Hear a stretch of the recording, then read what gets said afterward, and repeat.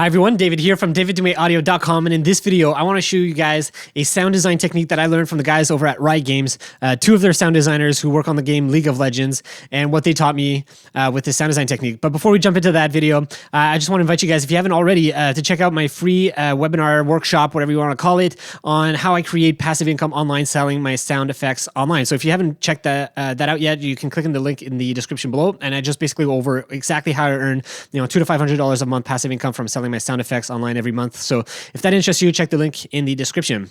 All right, let's get into this project.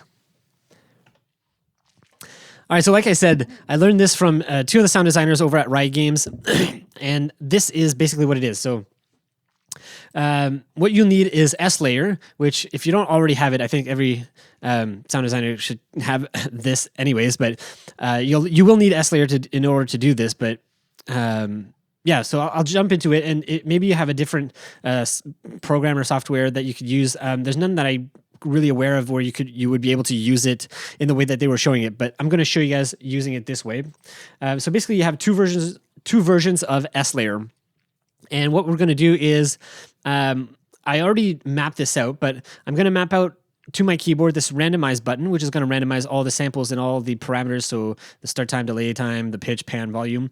And then I'm also going to map on my keyboard the trigger for one sample here, or so for one version of S-Layer, and then I'm going to do it for this other version of S-Layer the same way. So I have two S-Layer versions of S-Layer going at the same time, and essentially all we're going to be doing is using both to create more complex sounds.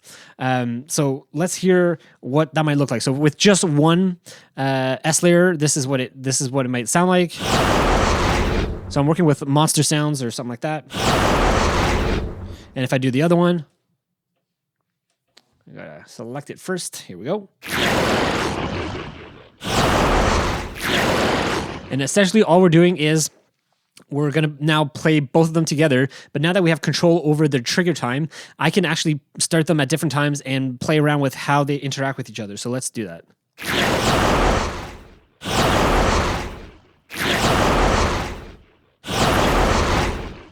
Now this is with monster sounds, so this is just me triggering the sound. Now I can randomize it.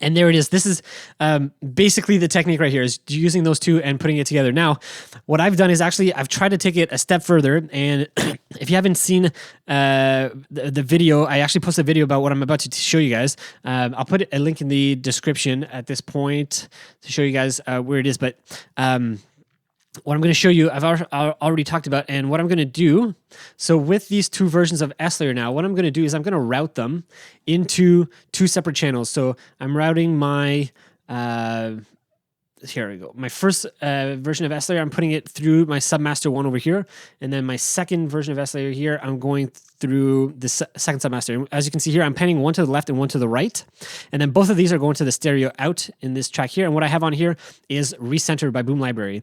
And what this is going to do is sum the two sounds back in together. So let's hear, so I'm going to turn it, should I turn it off? Let's turn it off just so you guys hear what it sounds like without it on. I need these selected so I can play it. So I'm going to play it now. Right, clearly one's on the left channel, one's on the right channel. Turn it on, hear what we have. And you can play with this mid-side input, which is just going to change and flip the stereo image around, which is really interesting. You can get some really interesting sounds, and then you can play with how wide this sound is. This is really wide. I want it a lot more centered and focused. Which you can get some really interesting sounds and textures out of this.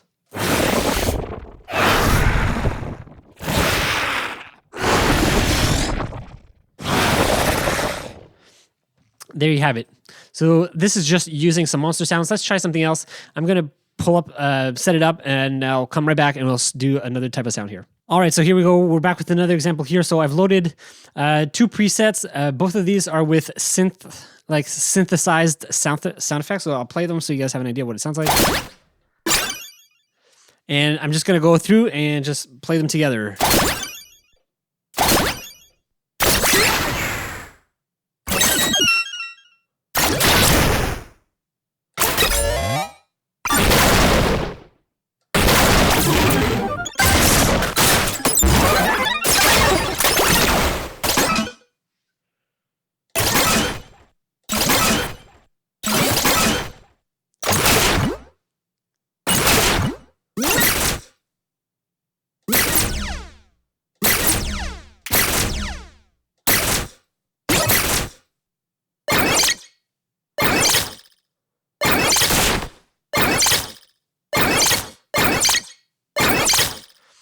And there you go. You can come up with a lot of cool, like, I don't know, like item pickup sounds or victory sounds or something.